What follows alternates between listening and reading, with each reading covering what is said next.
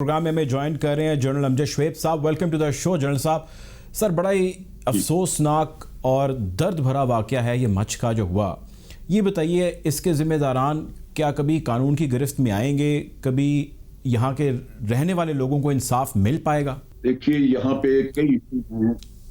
हमने military courts बनाए हुए थे, लोग पकड़े जाते थे, सजाएं होती थी, लेकिन आगे अपील का राइट था, जिसकी वजह से अदालतों में वो लोग छूट जाते जाके।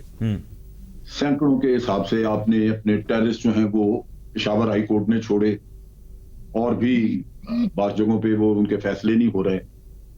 तो एक तो ये डिटरेंट था, जिसकी वजह से कुछ ना कुछ टेररिस्ट को ये डर रहता था कि हाथ आए तो यहाँ सजा हो जाएगी। वो तो हो गया, किस्सा खत्म। दूसरी बात ये है कि अफगानिस्तान में हमने जब उनके साथ उनके अमन की बात हम करते हैं कि अफगानिस्तान में अमन आना चाहिए, हम बड़ा खुलूस से काम कर रहे हैं, हमने अपने अमन के लिए उनसे कभी बात नहीं की। नतीजा ये कि वो जो हमसे कंसेशंस मांगते हैं, वो ये कहते हैं कि जनाब यहाँ से और ट्रेड होनी चाहिए, रास्ते खोलें। आप 2 रास्ते पहले थे, आपने 6 कर दिए। अब वो मंडियां भी बना दी अपने बॉर्डर के साथ साथ। लोगों की आमदोरफ्त का अभी वक्त नहीं है। जहां इतना टेररिज्म हो वहां ये रियायतें अभी इस स्टेज पे दी नहीं जा सकती, लेकिन हम दे रहे हैं। पीटीएम है, वो कहती रही कि जनाब चेक पोस्टें उठाएं। वो आपने उठानी शुरू की, क्योंकि वो उनको भी हमारे अवाम जो कि बड़े भोले भाले हैं इस मामले में, उन्होंने सपोर्ट करना शुरू किया, तो चेक पोस्टें भी बड़ी कम हो गई। और उसके साथ साथ आप देखिए कि कुछ अर्सा पहले हमने एक डोजियर इशू किया, जिसमें भारत का हमने सारी उसकी करतूतें बताई कि कैसे वो टेररिज्म करवा रहा है। और उसमें हमने आइडेंटिफाई किया कि टीटीपी के और बलोच सेपरेटिस्ट जो हैं, उनके 66 कैंप्स अफगानिस्तान में मौजूद हैं, और उनको एनडीएस और रॉ मैनेज कर रही, वहां से चला रही। तो वो भी हमने आज दिन तक उसको अफगानिस्तान के साथ तो टेकअप नहीं किया। जमीन तो सरजमीन तो उनकी है, शवाहिद मौजूद है। डोजियर हमने भारत का दिया, सारी दुनिया को दिया, तो अफगानिस्तान का डोजियर भी तो उनके हवाले करना चाहिए। अब चीज ये है कि मुल्क में आप एक वक्त पे जो लोग अंदर दहशतगर्दी कर रहे हैं, उनको आप न्यूट्रलाइज करते हैं, उनको मारते हैं, या उनके असला पकड़ा जाता है, सब कुछ होता है, फिर कुछ अमन आ जाता है, और उसके बाद आप भी थोड़ा रिलैक्स कर जाते हैं। लेकिन जो बाहर से आपका दुश्मन है, उसके अज़ाइम तो नहीं बदले। उसका तो सोर्स, उसका तो सब कुछ वही मौजूद है, जो कि 66 कैंप से। फिर इंटरनेशनली जो बड़ी तब्दीली आई वो ये कि सीपैक का सडनली एक किस्सा जो चला, उससे बलूचिस्तान को डिस्टेबलाइज करने के लिए आलमी सतह पे कुव्वतें कोशिशें शुरू हो गई। और आज अमेरिका और भारत और उसके साथ बाज खलीजी रियासतें ये एक पेश में हैं, इनको जरूरत है कि इसको डिस्टेबलाइज करें और सीपैक को डिस्टर्ब करें या खत्म करें। अच्छा सर, जनरल साहब, तो एक कथा कलामी इस मामले में बहुत बड़े मसाइल से दो चार है, जहां कौम की यकजहती चाहिए। पाकिस्तान यकजहती की बजाय आपने ज्योग्राफिकली सर, हम ज्योग्राफिकली जनरल साहब, हमें बहुत सारे चैलेंजेस का भी सामना है। सीपैक का भी मसला है, अफगानिस्तान से भी मसला है, भारतीय दरअंदाजी भी है, पाकिस्तान की पॉलिसी मेकिंग के अंदर बहुत सारे फ्लॉज भी हो सकते हैं, और बहुत सारी जगहों में हम ठीक भी परफॉर्म कर रहे हो सकते हैं। अब ये जो तमाम चीज़ें ना सर, ये आम शख्स, आम शहरी, जिसका घर में माँ बाप बहन भाई में कोई एक चला जाता है, वो नहीं समझता है चीज़ों को। वो ये कहता है भाई मेरे घर का फ़र्द मर गया, उसको मार दिया गया, उसका कत्ल हो गया। और हज़ारा कम्युनिटी की अगर हम बात करें तो कम्युनिटी पहले बहुत सारी दफ़ा ऐसी कई सारी कुर्बानियाँ भी देती आई है। अब हम इस पॉलिसी या नेशनल जो एक डिबेट हम कर रहे हैं, या पाकिस्तान की पॉलिसी की बात कर रहे हैं, वो आम शख्स इसको नहीं समझ पाता। वो कहता है भाई यहाँ की पुलिस, यहाँ की सिक्योरिटी जितनी फोर्सेस हैं, वो हमें मसले का हल करके दें। उसको किस तरह समझाएंगे सर ये बातें? देखिए, ये बात दुरुस्त है, इसके दोनों पहलू हैं। आपकी बात बिल्कुल दुरुस्त है। हज़ारा कम्युनिटी ने बड़ा सफर किया, और उसका दुख भी है, उनसे हमदर्दी भी है, और बहुत बहुत ज्यादा उन बेचारों ने तकलीफ उठाई है। और हज़ारा कम्युनिटी का यही नहीं, अफगानिस्तान में भी उन्होंने बड़ी तकलीफ उठाई है, वहां भी ये है। उनका सबसे बड़ा मसला जो इशू है वो ये है कि वो अपनी शुबहत से पहचाने जाते हैं। वरना तो किसी के माथे पे ये तो नहीं लिखा होता कि ये शिया है, ये सुन्नी है। लेकिन उनकी प्रॉब्लम ये है कि वो अपनी शुबहत से पहचाने जाते हैं। लिहाजा हुकूमत को ان کے لیے اسپیشل انتظام کرنا ہوگا اور ان کے لیے جاب وغیرہ اپرچونٹیز جو ہیں وہ ایسی کنفائنڈ جگہوں پہ یا ایسی جگہوں پہ جہاں پہ ان کو سیکورٹی دی جا سکے وہاں رکھنا چاہیے.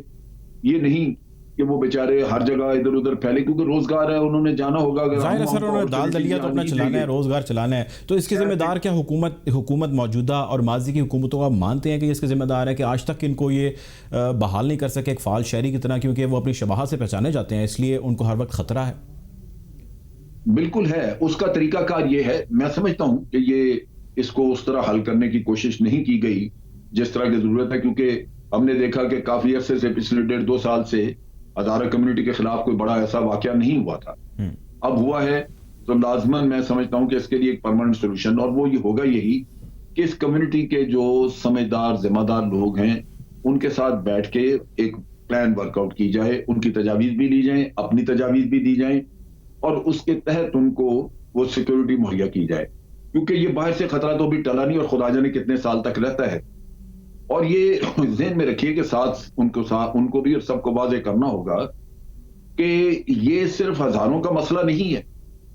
دشمن جو ہے وہ آپ کے اندر صرف دہشت گردی کرانا چاہتا ہے اور آپ کے لوگ مارنا چاہتا ہے, لیکن یہ ٹارگٹ وہ ہے جہاں وہ کر کے تو آپ کو شیعہ سنی مسئلہ بھی کھڑا کر سکتا ہے, اس کے ساتھ ساتھ کسی ایک کمیونٹی کو بھی آپ سے بدظن کر سکتا ہے. ورنہ اس سے 8 دن پہلے 7 FC کے جو جوان وہاں پہ شہید ہوئے ہرنائی میں, ہاں جی, وہ ہزارے تھے کیا؟ وہ ہزارے تھے. فٹ بال گراؤنڈ کے بعد بھی بلاسٹ ہوا, وہاں بھی 2 لوگوں کی شہادت ہوئی تھی. بے شمار اتنے زیادہ یہاں پہ یہ ہو چکے ہیں واقعات. اس میں بلوچ بھی گئے, اس میں پختون بھی گئے, اس میں کچھ ہزارہ بھی گئے. چیز یہ ہے کہ ہزارہ لوگوں کو پروٹیکشن دینے کے لیے پلان ورک آؤٹ کرنی چاہیے, ان کی حفاظت کرنا حکومت کی ذمہ داری ہے ان کے حالات اور معاملات کے مطابق.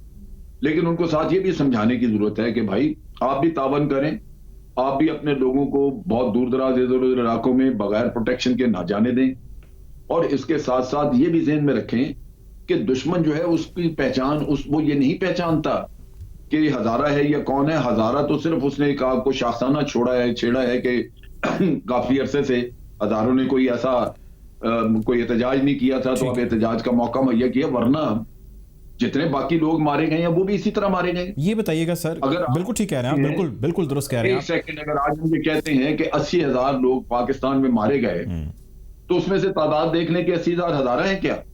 نہیں, 80,000 تو اس میں ہزارہ نہیں ہے, بہت سارے لوگ ہیں جنہوں نے سفر کیا, لیکن ہزارہ ان کمیونٹیز میں سے ہے جس نے پرائمری طور پہ بہت زیادہ سفر کیا ہے. اب نہیں, آپ جانتے ہیں کہ ماضی میں بہت زیادہ فوکس رہا ہے ان پہ.